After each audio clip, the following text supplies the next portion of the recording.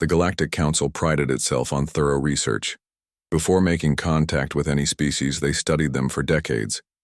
Yet somehow, they had missed a crucial aspect of humanity. Commander Vox stood on the beach, mandibles twitching in disbelief. "They're playing with sediment?" Science Officer Tyrrell adjusted her atmospheric filters. "Not playing, creating. Observe the structural integrity." Before them, a human child no more than 6 years old carefully patted wet sand onto what appeared to be a crude fortification. The structure had towers, walls, and even a moat that filled with seawater when waves rushed up the shoreline. The child's father helped by carrying buckets of water to dampen the sand. "Remarkable," whispered Vox. "They're using simple physics principles without technology. The capillary action of water between sand particles creates temporary structural bonds." The Galactic Council's first official delegation to Earth had arrived 3 months ago. The diplomatic exchange was going well, but understanding humans remained challenging. The aliens had expected to find the humans busy with their digital devices and machines, not engaging in such primitive behavior. "I've been monitoring similar activities across all beach environments," said Tyrrell, her 6 eyes blinking in sequence as she scrolled through her datapad. "This behavior is consistent across human cultures. They call them sand castles." Further, down the beach, a group of college students had created a much more elaborate structure, a replica of an ancient human temple with detailed columns and stairs. "Request permission to approach and document," Tyrrell said. Vox hesitated. Their observation protocols were strict, but their curiosity was stronger. "Granted, maintain respectful distance." As they approached, one of the students noticed them and waved. "Hey, want to see our sand sculpture?" The alien still struggled with casual human interaction. Vox straightened to his full height, nearly 7 feet, and gave the formal greeting they'd been taught. "We extend peaceful acknowledgement and request permission to observe your sedimentary architectural endeavors." The student laughed. "Dude, just come look. We've been working on it all morning."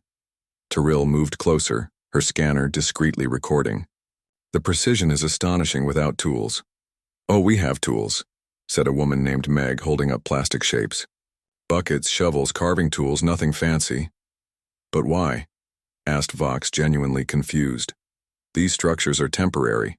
The tide will destroy them." The students exchanged glances.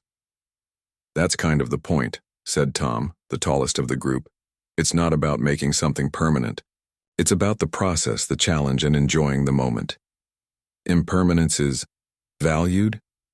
Tyrrell struggled to understand. "Sometimes," Meg replied. "There's something beautiful about creating something knowing it won't last forever. Makes you appreciate it more while it exists." This concept troubled the aliens deeply. Their civilization built for eternity. Buildings lasted millennia. Art was preserved in stasis fields. The idea of deliberate transience was foreign, almost offensive. Back at the embassy, the observation team compiled their report. "Humans derive satisfaction from creating temporary structures from beach sediment," Vox dictated. "They appear unconcerned by the inevitable destruction of their work." The High Counselor's hologram flickered with static. "Elaborate on potential tactical applications." "None apparent," replied Tyrrell. "It appears purely recreational." "Impossible," the counselor insisted. "A species doesn't develop faster than light, travel while wasting time on purposeless activities." Lieutenant Kren, who had spent the most time among humans, stepped forward. "With respect, counselor, I believe we're missing something fundamental about humans.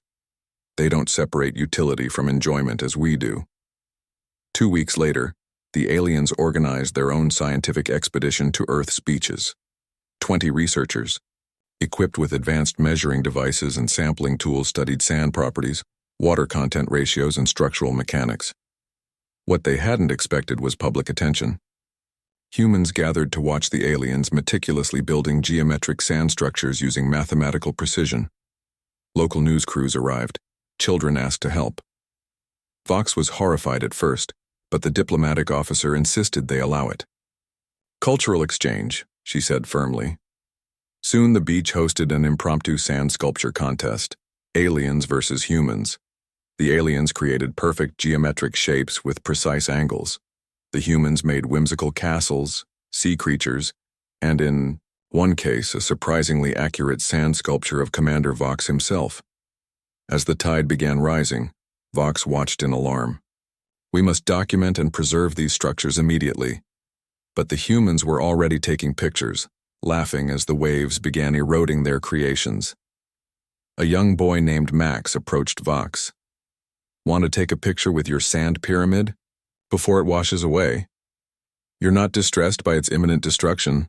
Vox asked. The boy shrugged. "We can build another one tomorrow." That evening, Tyrell completed her research report with an unexpected conclusion. Human creativity appears, enhanced by impermanence, not diminished. They build knowing destruction will come, yet they build anyway. This resilience may explain how they've survived despite their planet's volatile geology and climate.